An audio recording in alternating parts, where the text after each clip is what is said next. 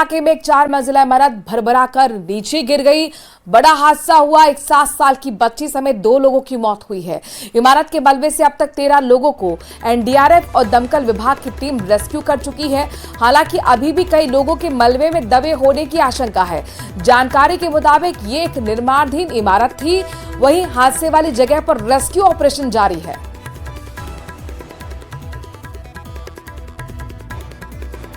ये आपको हादसे की 3 तस्वीरें दिखा रहे हैं, जहां पर देखिए किस तरीके से 4 मंजिला इमारत जो थी भरभरा कर अचानक नीचे गिर गई। बुराड़ी ये इलाका है। इसमें एक 7 साल की बच्ची की मौत हुई है। कुल मिलाकर 2 लोगों की मौत हुई है। मलबे से अब तक 13 लोगों को रेस्क्यू किया गया है। एनडीआरएफ और दमकल विभाग की तरफ से रेस्क्यू को अंजाम दिया गया। अभी भी खबर यह है कि कई लोग मलबे के नीचे दबे हो सकते हैं और इसीलिए रेस्क्यू ऑपरेशन को युद्ध स्तर पर चलाया जा रहा है। एनडीआरएफ की तरफ से इस रेस्क्यू ऑपरेशन को अंजाम दिया जा रहा है। जानकारी ये बता रही है कि एक निर्माणाधीन ये इमारत थी और अचानक भरभरा कर नीचे गिर गई। हादसे वाली जगह पर रेस्क्यू ऑपरेशन जारी। उसकी तस्वीरें आपको हम दिखा रहे हैं। मलबे को हटाया जा रहा है क्रेन की मदद से।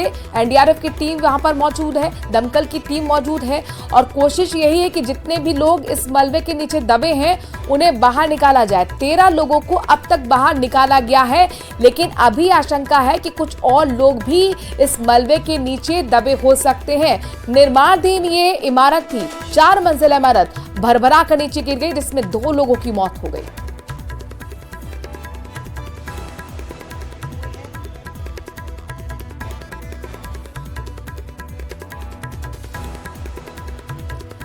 दिल्ली की बुराड़ी हादसे से जुड़ी आपको 4 तस्वीरें दिखा रहे हैं। बुराड़ी में सोमवार देर शाम को एक निर्माणाधीन इमारत ढह गई। मलबे में दबने से अब तक 2 लोगों की जान चली गई है, तो वहीं मलबे से अब तक 13 लोगों को बाहर निकाल लिया गया है।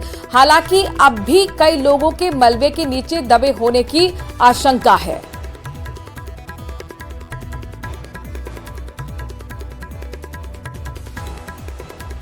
अभी तक हमारे पास में 13 लोगों को लाया गया है, जिनमें से 12 बिल्कुल ठीक हैं, जिनमें से हमने 5 लोगों को रेफर किया है। बाकी अभी जो लास्ट जो विक्टिम आई थी वो एक 7 साल की बच्ची है, जो कि हमें मृत अवस्था में हमारे पास लाई गई थी। हमने उसे आया उसकी जांच की, जो कि हमने उसको ब्रॉड डेड डिक्लेयर किया है।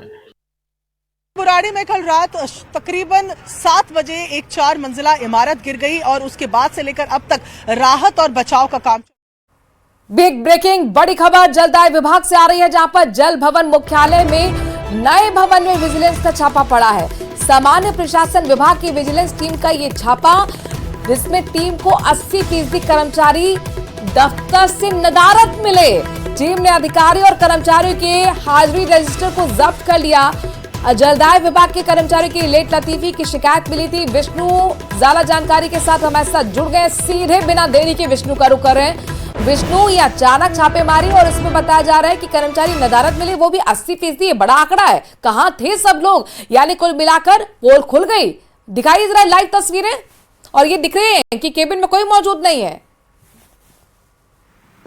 देखिए, बिल्कुल प्रशासनिक सुधार विभाग की टीम आज जल भवन के नए मुख्यालय में पहुंची है। यहाँ आप देख सकते हैं कि जो ऑफिस में जो कर्मचारी हैं वो इस वक्त यहाँ पर सीट पे नजर नहीं आ रहे हैं। काफी वक्त यहाँ पे 11 बज रहे हैं, लेकिन आप टीम देख सकते हैं कि टेबल यहाँ पर खाली है, कुर्सियां यहाँ पर खाली है। और इसीलिए आज प्रशासनिक सुधार विभाग की टीम इस वक्त जल भवन के मुख्यालय पहुंची और यहाँ पर टीम ने यहाँ अटेंडेंस जो रजिस्टर है उनको इकट्ठा किया। इकट्ठा करने के बाद में जो प्रशासनिक सुधार विभाग के अधिकारी थे उन्होंने यहाँ पर इन सभी रजिस्टरों को चेक किया है। ये वो हॉल है जहाँ पर अधिकारियों की टीम पहुंची थी। तो फिलहाल यहाँ पर कम समाचार अधिकारी कुछ जगह पर नजर भी आ रहे हैं, अपनी ड्यूटी पर काम करते हुए यहाँ पर नजर आ रहे हैं। लेकिन जो प्रशासनिक सुधार विभाग की टीम थी उसको कहीं ना कहीं उनका ये मानना था कि करीब 70 से 80% जो कर्मचारी थे वो ड्यूटी पर मौजूद नहीं थे। ये रजिस्टर हम दिखा रहे हैं। सर, क्या कार्रवाई की जा रही है आज? अभी इसकी सारी की सूचना बनाएंगे। हाँ। और ऊपर तक भेजेंगे, उसके बाद ही जारी प्रेस नोट करेंगे। उसके बाद आपको देंगे। ठीक है। फिर भी कितना, अभी देखिए ये वो रजिस्टर हैं जिनको इकट्ठा कर लिया गया है। यानी कि जो 9:30 बजे का जो वक्त होता है, कर्मचारी यहाँ पर मौजूद नहीं थे, ऐसे में उनकी उपस्थिति कितनी रही उसको ही जांचने के लिए अटेंडेंस रजिस्टर है, जिसको हम दिखा रहे हैं लाइव तस्वीरों में न्यूज़ 18 राजस्थान पर। और ये सामान्य जो प्रशासनिक सुधार विभाग की जो टीम है वो इन सभी रजिस्टरों को लेकर के, यानी कि जब्त करके अपने साथ लेकर के जा रही है। इनमें देखा जाएगा कि कितने प्रतिशत जो कर्मचारी थे आज मौजूद नहीं थे। कुछ देख सकते हैं लाइव तस्वीरों में टीम ने रजिस्टर को जब्त कर लिया है और इनको लेकर के अब ये सामान्य जो प्रशासनिक सुधार विभाग की टीम है वो यहाँ से जल भवन से रवाना हो गई है।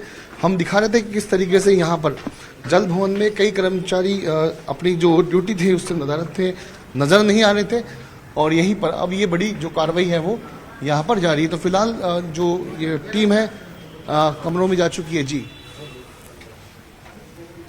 तो जल भवन मुख्यालय के नए भवन में रेड पड़ी। प्रशासनिक सुधार विभाग की टीम अचानक पहुंची और देखिए यहाँ पर 80% जो कर्मचारी थे वो नदारत मिले, यानी कि अपनी सीट पर ही नहीं मिले। और यहाँ पर विष्णु ये बताइए कि ऑफिस पहुंचने का टाइम क्या होता है? तो 11 बज रहा है, उसके बावजूद भी यहाँ पर कर्मचारी और अधिकारी नहीं दिख रहे हैं।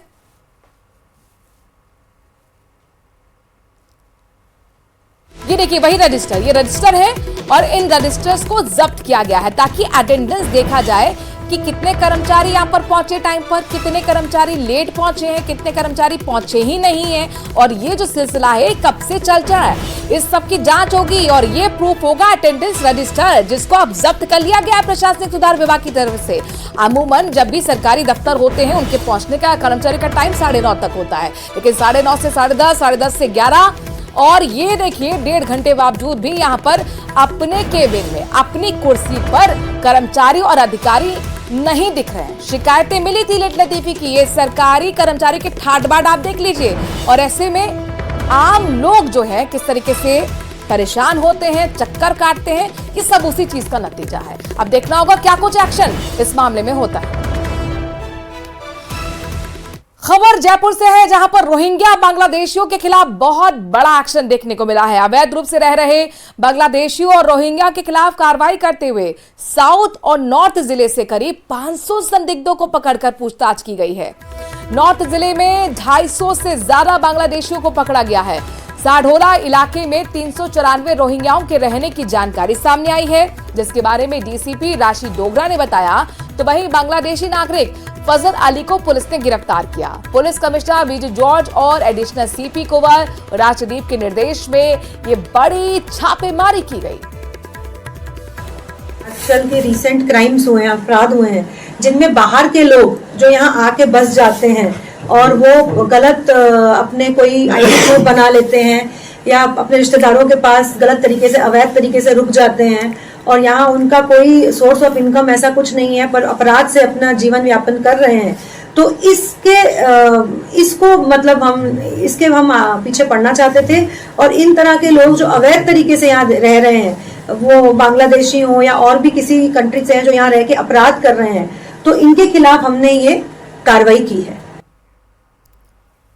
और अब आपको ले चलते हैं उत्तराखंड, चूंकि आज से नेशनल गेम्स का आगाज हो रहा है, जिसका उद्घाटन प्रधानमंत्री नरेंद्र मोदी शाम 6 बजे करेंगे। राज्य में पहली बार राष्ट्रीय खेलों का आयोजन हो रहा है। इसके लिए पूरी पुख्ता भी तैयारी कर ली गई है। खिलाड़ियों और स्टाफ को मिलाकर 16,000 लोग नेशनल गेम्स में आएंगे। नेशनल गेम्स में 4,701 महिला खिलाड़ी जबकि 4,844 पुरुष खिलाड़ी हिस्सा ले रहे हैं। नेशनल गेम्स में 35 खेलों के इवेंट होने हैं। आज पीएम मोदी करीब 4 बजे देहरादून पहुंचेंगे और 2 घंटे अधिकारियों और मंत्रियों के साथ मीटिंग करेंगे। बैठक में हरिद्वार, ऋषिकेश, शारदा कॉरिडोर पर प्रेजेंटेशन भी होना है और इसके साथ ही बद्रीनाथ, केदारनाथ मास्टर प्लान पर भी चर्चा के साथ सड़क और रेल प्रोजेक्ट्स पर भी बातचीत होगी। इस दौरान सीएम योगी भी साथ में मौजूद रहेंगे। प्रिय प्रदेशवासियों, जैसा कि आप सबको ज्ञात है कि 38वें राष्ट्रीय खेलों की मेजबानी का सौभाग्य उत्तराखंड को प्राप्त हुआ है। राज्य सरकार द्वारा 38वें राष्ट्रीय खेलों की सभी तैयारियां पूर्ण की जा चुकी हैं।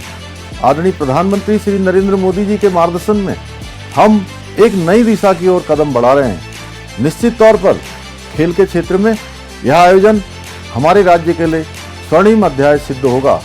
विभिन्न क्रियाकलापों के जरिए हम सभी प्रदेशवासियों को इस आयोजन का हिस्सा बनने के लिए प्रेरित कर रहे हैं ताकि प्रत्येक व्यक्ति इस स्वर्णिम अवसर का लाभ उठा सके और राष्ट्रीय खेलों की सफलता में अपनी भागीदारी सुनिश्चित कर सके। 38वें राष्ट्रीय खेलों का यह भव्य आयोजन हमारे राज्य के लिए खेल के क्षेत्र में एक नई पहचान बनाने का अवसर है। यह आयोजन हमारे युवाओं को खेलों के प्रति प्रेरित करने के साथ साथ उनमें प्रतिस्पर्धा, सहयोग और सामूहिक भावना को प्रोत्साहित करेगा। मैं समस्त प्रदेशवासियों से आग्रह करता हूं कि आप सभी इस आयोजन में सक्रिय रूप से प्रतिभाग करें और हमारे खिलाड़ियों का उत्साहवर्धन कर इस आयोजन को सफल बनाने में अपना अमूल्य योगदान दें। धन्यवाद। तो वहीं नेशनल गेम्स की ओपनिंग सेरेमनी को भव्य रूप देने के लिए तैयारियां पूरी हो चुकी हैं। नेशनल गेम्स का उद्घाटन प्रधानमंत्री नरेंद्र मोदी करेंगे, तो वहीं भव्य समारोह में बॉलीवुड सिंगर जुबिन नौटियाल और पवनदीप राजन के साथ पांडवाज बैंड अपनी प्रस्तुति देगा। पीएम मोदी के दौरे को लेकर पुलिस ने सुरक्षा के भी चाक चौबंद इंतजाम किए हैं, तो वहीं ट्रैफिक के लिए डायवर्जन प्लान भी बनाया गया है। माननीय प्रधानमंत्री जी के प्रेजेंस में उद्घाटन समारोह भी हो रहा है। इसमें सुरक्षा व्यवस्था को लेकर जो मानक है उसको पूरे किया जा रहा है और जिस तरह के प्रोग्राम के इवेंट है उसमें जितने भी हमारे पार्टिसिपेंट्स हों, चाहे जो भी कल्चरल इवेंट्स हैं, सभी को सुरक्षा की दृष्टि से चेक भी किया जा रहा है और जो भी हमारे पुलिस बल है उनको मौके पर जाकर ब्रीफ किया जा रहा है और इससे जो यातायात व्यवस्था है उसको भी सुदृढ़ बनाया जा रहा है। जो पब्लिक यहाँ पर आएगी यहाँ पर प्रोग्राम में, उनको भी कोई दिक्कत ना हो। महापंचायत का आयोजन किया गया और इसमें 11 लाख रुपए का जुर्माना लगाया गया। 2 बिचौलियों पर भी 1-1 लाख का दंड लगाया गया है। साथ ही जुर्माना नहीं देने पर समाज से बहिष्कार करने की चेतावनी भी महापंचायत की तरफ से दी गई है। भैरव बाबा दंगल स्टेडियम की तस्वीरें हैं जहां पर महापंचायत का आयोजन और इस आयोजन में बड़ा फरमान जो कि चर्चा का विषय बना हुआ है। माध्यम से कहना चाहता हूँ, समाज जो भी न्याय करे ठीक है वो करे। इसमें सदन में उपस्थित सहायकों की सर्व से सर्व निर्णायक कमेटी के सदस्यों के आओ बंद करो यार।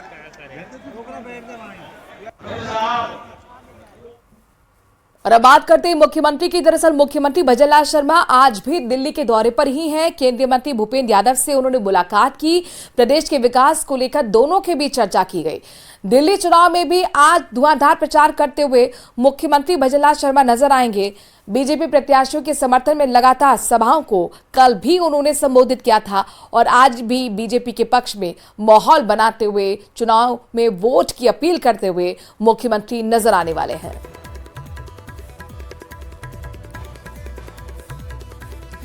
तो दिल्ली के दंगल में मुख्यमंत्री भजनलाल शर्मा की भी एंट्री हो गई। राजस्थान के मुख्यमंत्री दिल्ली के दौरे पर हैं। कल भी उन्होंने 3 जगह पर जनसभा को संबोधित किया था और आज भी बताया जा रहा है कि कई सभाएं हैं जिसमें खासतौर पर राजस्थानी प्रवासियों को संबोधित करते हुए वोट की अपील करते हुए मुख्यमंत्री भजनलाल शर्मा नजर आने वाले हैं। इस बीच यहाँ पर कई मीटिंग्स भी लगातार हो रही है मुख्यमंत्री की, जिसमें आपको बताएं कि भूपेंद्र यादव जो कि केंद्रीय मंत्री हैं उनसे भी मुलाकात मुख्यमंत्री की रही। कैसे विकास के पथ पर आगे प्रदेश को बढ़ाया जाए, इसको लेकर दोनों नेताओं के बीच में चर्चा हुई थी, मंत्रणा हुई थी।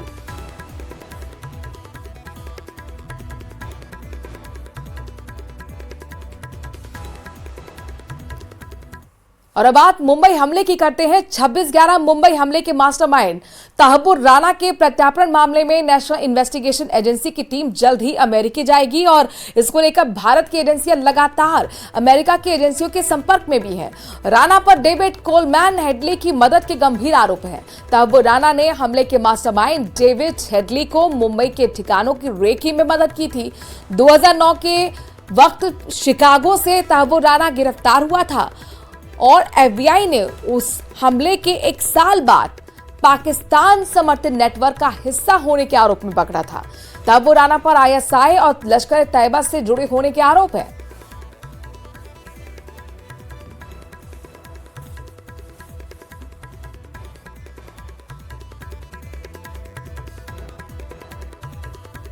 और अब बात करते हैं बागेश्वर बाबा की। दरअसल महाकुंभ पर मल्लिकार्जुन खड़गे के बयान पर बागेश्वर धाम के धीरेन्द्र शास्त्री ने निशाना साधा है।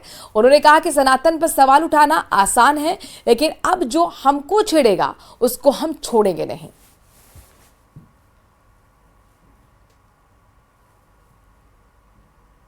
ये मूर्खतापूर्ण बयान है। देखिए, संसार में हर काम गरीबी मिटाने के लिए नहीं होते।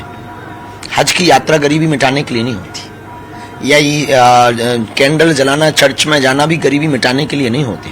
कुछ पीस के लिए भी होता है। कुछ आत्मिक शांति के लिए भी होता है, कुछ अपने लिए भी होता है, कुछ अपने कल्चर, अपनी संस्कृति को बचाने के लिए होता है। सनातन का मतलब भारत, और भारत की संस्कृति है ये। भारत की संस्कृति का महाकुंभ लगा है, ना कि केवल एक किसी धर्म का कुंभ लगा है। वो भारतीय संस्कृति की विधा को पूरे विश्व तक, भारतीय परंपरा को पहुंचाने के लिए महाकुंभ है। तो जो भारत के हैं उनको इस महाकुंभ में सम्मिलित होना चाहिए, जो भारत के नहीं मानते, भारत में रह करके, उनको पाकिस्तान निकल जाना चाहिए। रही बात टिप्पणी की, तो भारत में सनातन धर्म पर कमेंट करना बहुत सस्ता और सरल है, क्योंकि हिंदू बहुत बुजदिल है, बहुत कायर है और बहुत ज्यादा सोया हुआ है, तो उसको कोई फर्क नहीं पड़ता है। लेकिन अब हम तो छेड़ेंगे नहीं, छोड़ेंगे नहीं। अगर वो हमको छेड़ेंगे तो हम उनकी चटरी जरूर बारेंगे। तो जो कमेंट कर रहे हैं हम उनको यही कहेंगे, कायदे में रहोगे तो फायदे में रहो, चुप रहो, यही बेहतरीन है। हम ये भी कहना चाह रहे हैं, आपकी न्यूज़ 18 पर पहली बार वो एक बार यहाँ आके देख लें, अगर घर वापसी ना कर लें तो कहना।